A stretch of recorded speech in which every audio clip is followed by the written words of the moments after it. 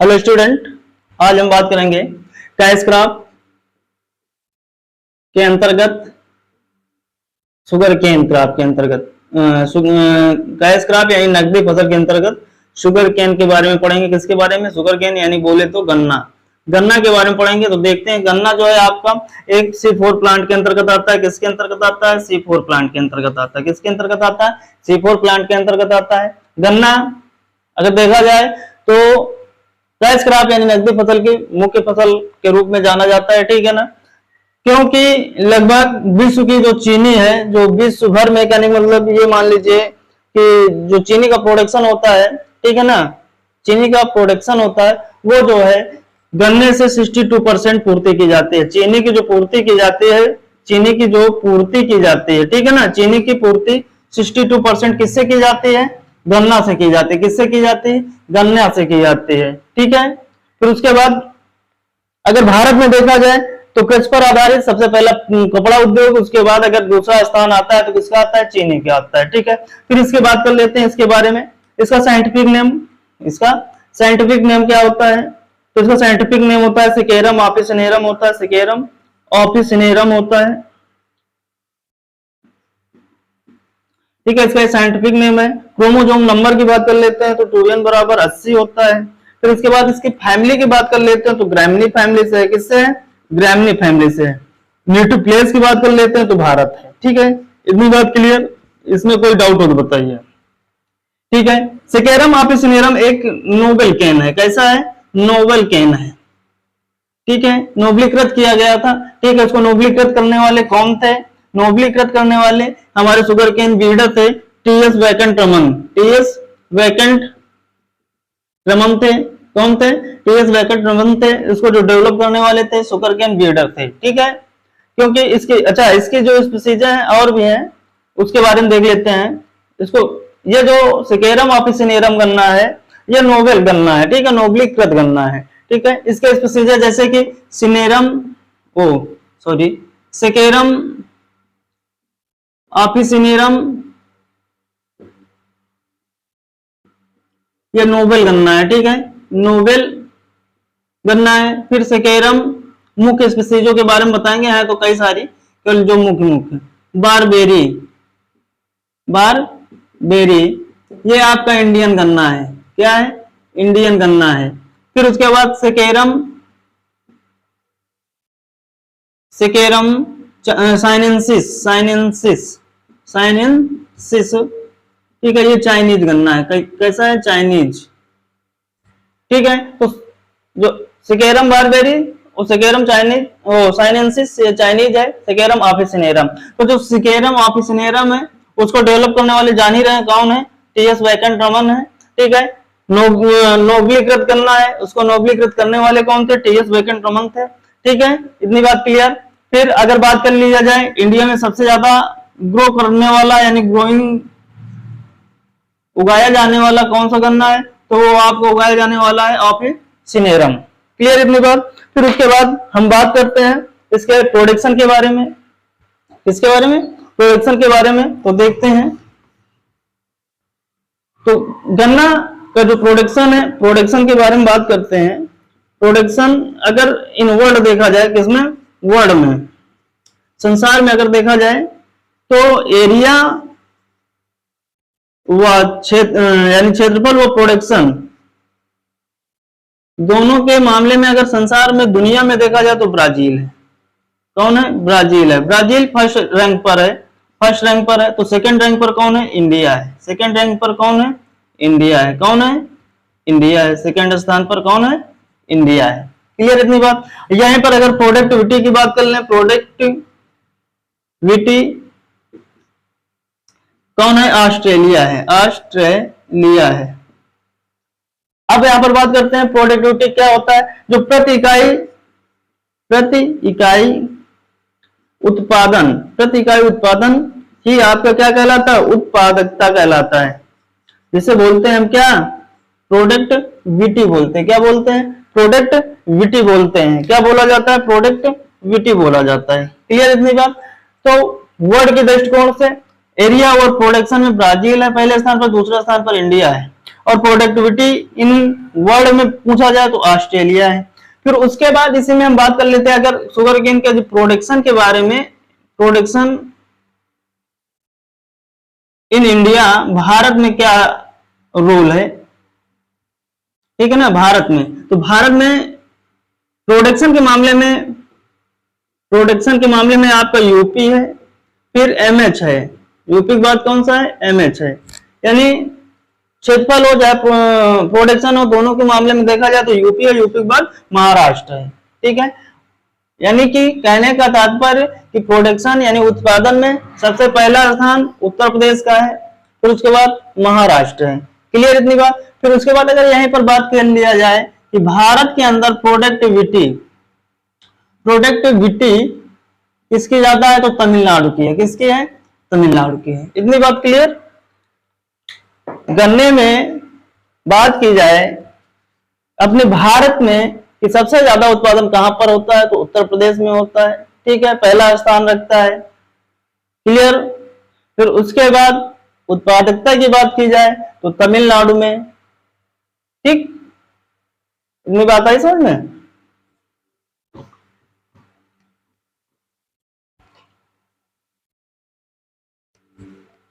फिर नेक्स्ट बात ये करते हैं कि इसमें जो गन्ना होता है, गन्ने का जो पुष्प क्रम होता है, क्या पुष्प क्रम, वो ओपन पेनिकल होता है। ओपन पेनिकल होता है और निकलना जो है इसका एरोइंग भी कहलाता है, ठीक है। क्या कहलाता है, एरो।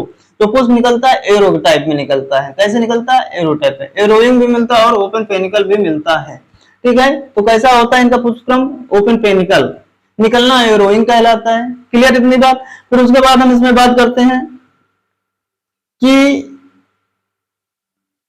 जो गन्ना है, गन्ने में क्या क्या पाया जाता है, क्योंकि गन्ना जो है, गन्ने में सुक्रोज पाया जाता है। क्या पाया जाता है गन्ने में, सुक्रोज पाया जाता है। अच्छा, गन्ने में क्या क्या कंटेंट होता है, बात ये करते हैं किसका किसका कंटेंट कौन कौन का है, काय की मात्रा पाई जाती है। तो गन्ने में जो पानी है, पानी 78% पाया जाता है। कितने परसेंट पाया जाता है, 78%। फिर सुक्रोज की बात कर लेते हैं, शर्करा, सुक्रोज कितना पाया जाता है, 8 से 10%। गुड़ भी बनाया जाता है, तो गुड़ कितना पाया जाता है, 8 से 10%। क्लियर इतनी बात। फिर उसके बाद बात करते हैं ये जो आपका शुगर केन है, सिकेरम ऑफिसिनेरम। तो सिकेरम ऑफिसिनेरम का जो सिकेरम शब्द है, क्या सिकेरम शब्द है, ये जो सिकेरम शब्द है ये किस भाषा से लिया गया है, कैसे बना है, तो जो सिकेरम शब्द है, ठीक है ना, सिकेरम शब्द संस्कृत भाषा के, किस भाषा के, संस्कृत भाषा के शर्करा से लिया गया है। किससे लिया गया है, शर्करा, जिसका अर्थ होता है सफेद चीनी। क्या अर्थ होता है, सफेद चीनी। क्लियर बात, इतनी बात क्लियर। फिर उसके बाद बात करते हैं इसमें क्लाइमेट की।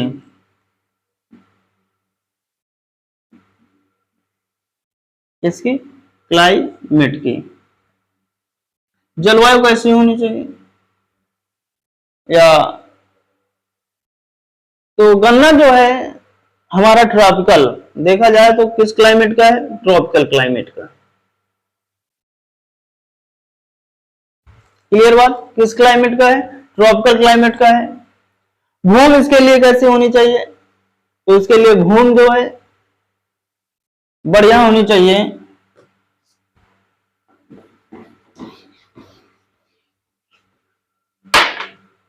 सॉइल जो है इसके लिए बढ़िया उर्वर होनी चाहिए, फर्टाइल होनी चाहिए। गुड अमाउंट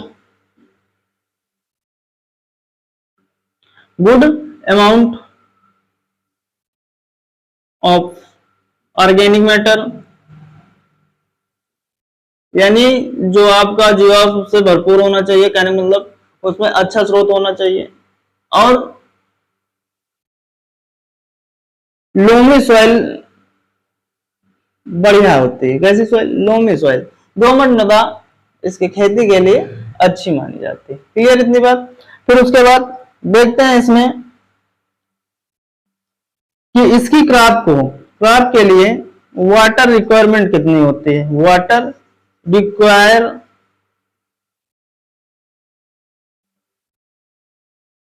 कितनी होती है, जलमांग कितनी होती है, गन्ने की खेती करने के लिए जलमांग कितनी होती है, तो 1500 से 2500 mm होती है।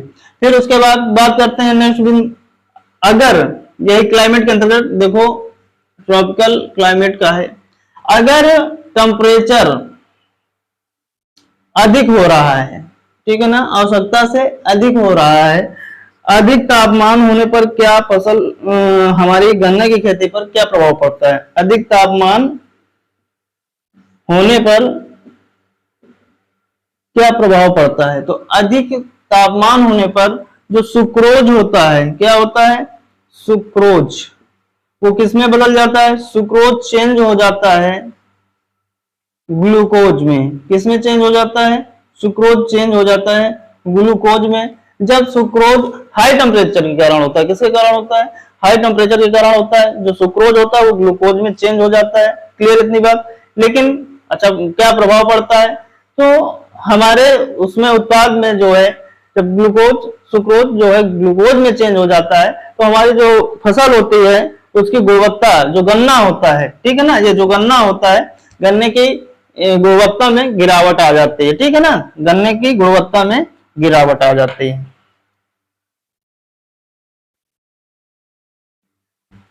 क्लियर बात इतनी, गुणवत्ता में गिरावट आ जाती है।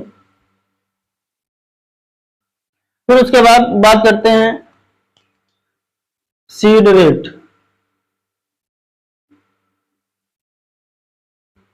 सीड रेट, अच्छा सीड रेट से पहले बात ये कर लेते हैं प्रोपगेशन, प्रोपगेशन किस माध्यम से करते हैं,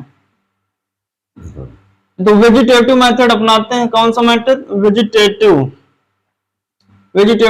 मेथड अपनाया जाता है, क्योंकि इसके प्रवर्धन के लिए हम तने का प्रयोग करते हैं, जिसे हम बोलते हैं क्या, सीड्स बोलते हैं, क्या बोलते हैं, सीड्स। प्रोपोगेशन के लिए क्या प्रयोग करते हैं गन्ने में, सीड्स का प्रयोग किया जाता है, ठीक है, जो एक वेजिटेटिव मेथड का हिस्सा है, ठीक है ना, किसका प्रयोग करते हैं, सीड्स का प्रयोग करते हैं, तो सीड्स का प्रयोग करते हैं, किसका, सीड्स। अच्छा सीड्स कितना होना चाहिए, सीड रेट की बात करते हैं, लगभग कहने मतलब जो सीड्स हम बोलते यानी गन्ने की जो स्टेम होती है जिसे हम सीड्स बोलते हैं, प्रति हेक्टेयर कितना होना चाहिए, यानी सीड रेट क्या होनी चाहिए, और उस गन्ने में जो है कितनी आंख वाला गन्ना होना चाहिए, ठीक है ना, ये डिपेंड करता है। तो अगर 3 आंख वाला है, 3 आंख वाला है, ठीक है, जो हम सीड्स ले रहे हैं, अगर उस सीड्स में 3 आंखें हैं, कितने हैं, 3 आंखें हैं, तो कितने पीस यानी कितने सेट्स की आवश्यकता होगी, 35 से 40 हजार टुकड़ों की आवश्यकता होगी, टुकड़ों की आवश्यकता होगी प्रति हेक्टेयर, ठीक है, कितनी होगी, 35 से 40 हजार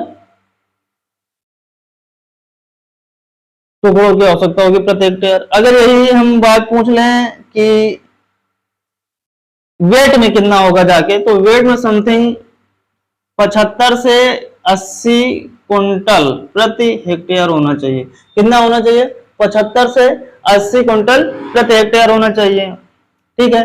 और सबसे अच्छा जो प्रोपोगेशन मटेरियल होता है गन्ने में, ठीक है ना, सीड्स होता है, सीड्स में यानी कहने के सब सीड्स कौन से अच्छे होते हैं, वो लोग 2 आंख वाला भी बोल देते हैं, ठीक है ना, 2 आंख वाला, तो सबसे अच्छा 3 आंख वाला माना जाता है सीड इसका, गन्ने का सबसे अच्छा सीड कौन सा माना जाता है, 3 आंख वाला।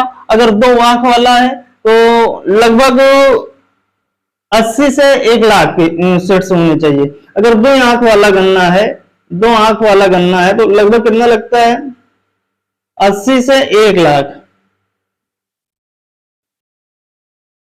टुकड़ों की आवश्यकता होती है प्रति हेक्टेयर, क्लियर इतनी बात। तो ये हो गया आपका सीड रेट हो गया। अब जैसे हमने इतना ले लिया, प्रोपोगेशन का माध्यम हमें किस माध्यम से करते हैं, वेजिटेटिव मेथड, वेजिटेटिव मेथड में जो है किसका प्रयोग करते हैं, सीड्स का प्रयोग करते हैं, ठीक है, किसका प्रयोग करते हैं, सेट्स का प्रयोग करते हैं। उनकी सेट डेट कितने होनी चाहिए, अगर 3 आंख वाला है तो 35 से 40 हजार होना चाहिए, कितना होना चाहिए, 35 से 40 हजार होना चाहिए। 2 आंख वाला है तो 80 से 1 लाख, यहाँ लाख लिख लीजिए, ठीक है, लाख टुकड़ों की आवश्यकता होती है प्रति हेक्टेयर। अगर वेट में पूछा जाए 3 आंख वाला अगर गन्ने की तो 75 से 80 क्विंटल प्रति हेक्टेयर होना चाहिए वेट में। क्लियर इतनी बात। फिर हमको जो जैसे कि सबसे बड़ी समस्या होती है रेड रॉट गन्ने में, कौन सा रोग होता है, रेड रॉट डिजीज होता है, ठीक है। तो रेड रॉट से बचने के लिए जब हम बुआई करते हैं तो बुआई के पहले हमें ट्रीटमेंट करना चाहिए। क्या करना चाहिए, सीड ट्रीटमेंट करते हैं। क्या करते हैं, सीड ट्रीटमेंट, ठीक है। क्या किया जाता है, सीड ट्रीटमेंट किया जाता है। तो सीड ट्रीटमेंट करने के लिए हम क्या प्रयोग करते हैं, सीड ट्रीटमेंट करने के लिए हम क्या करते हैं, ये हमें पता होना चाहिए।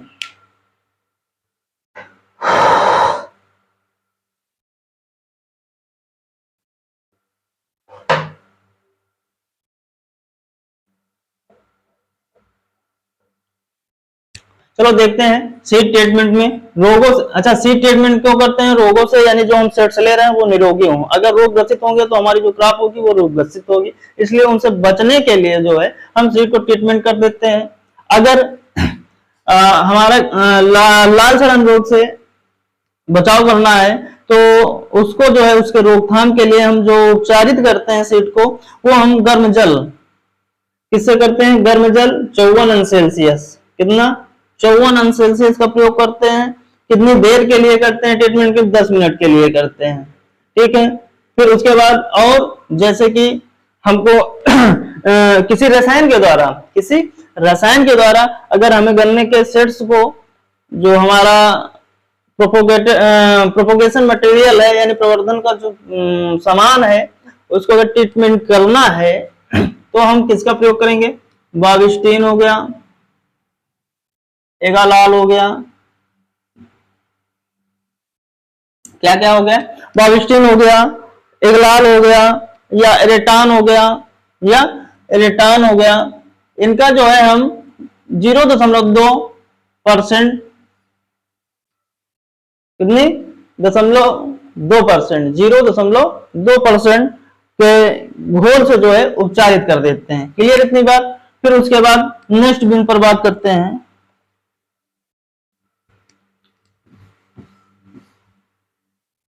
नेक्स्ट बिंदु है सोविंग टाइम।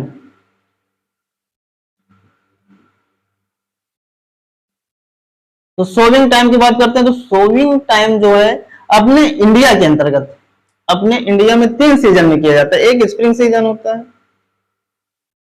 और एक होता है रेनी सीजन जिसे बोलते हैं मानसून सीजन, और एक होता है विंटर सीजन। सभी समझ रहे हैं। तो स्प्रिंग सीजन कब आता है, बुआई का समय की बात कर रहे हैं, ठीक है ना। तो स्प्रिंग सीजन फरवरी मार्च। फिर रेनी सीजन जून जुलाई में करते हैं। फिर विंटर सीजन हो गया। तो विंटर सीजन में कब करते हैं, तो अक्टूबर नवंबर महीने में। कब, अक्टूबर नवंबर। क्लियर इतनी बात। ये हो गया आपका सोविंग।